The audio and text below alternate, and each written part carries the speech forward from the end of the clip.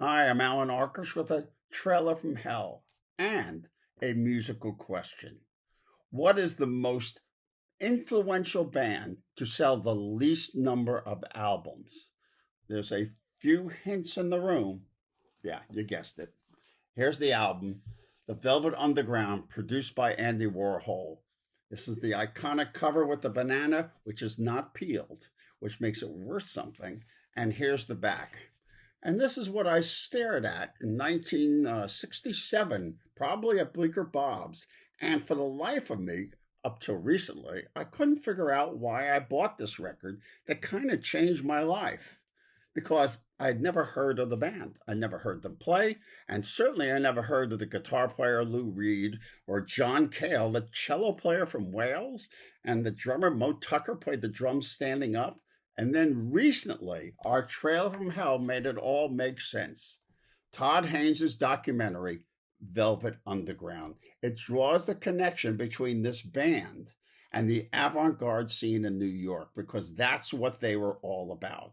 Underground movies. And then I realized that 3 months before I bought that record, I had seen Andy Warhol's Chelsea Girls, and I was fascinated by it. I thought it was 3.5 hours long. It was really, really interesting. And it's the first time I ever saw Mary Warrenoff, and I think that's Mary here. I like to believe it was.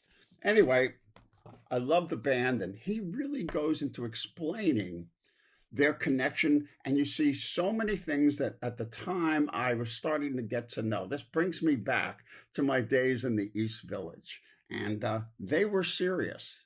They were serious about the kind of music they played. They were not interested in being pop stars. They didn't play the blues, anything like that. And obviously they took me because there they are. I have all of John Cale's records, all of Lou Reed's records. I got some bootlegs. This is a really cool one. This is from Texas in 1967. This is them live, okay?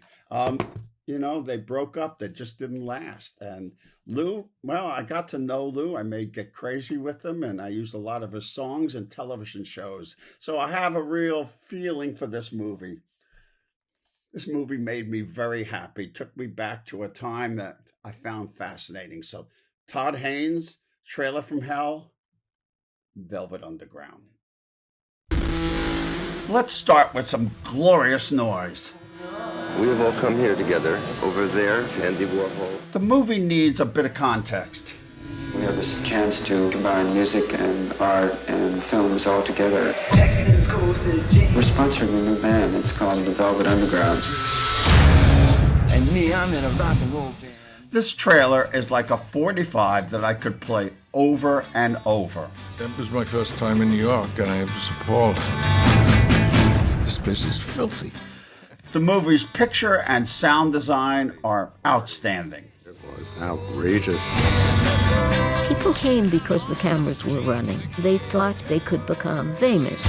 At the center of it is the exploding art world. The soul of the film is the cross-pollination of avant-garde art and music.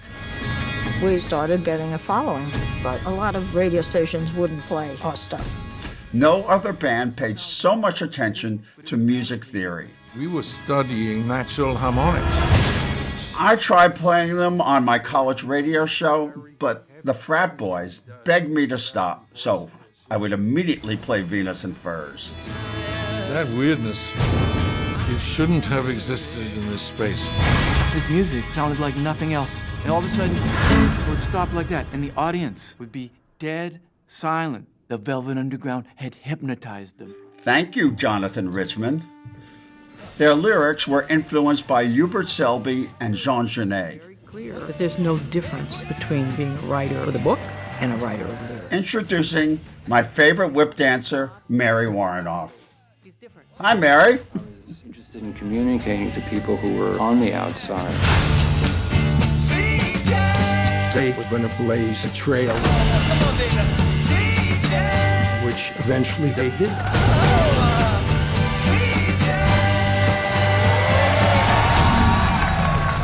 Good evening. We're your local Velvet Underground. I love this movie. I could watch this movie over and over again.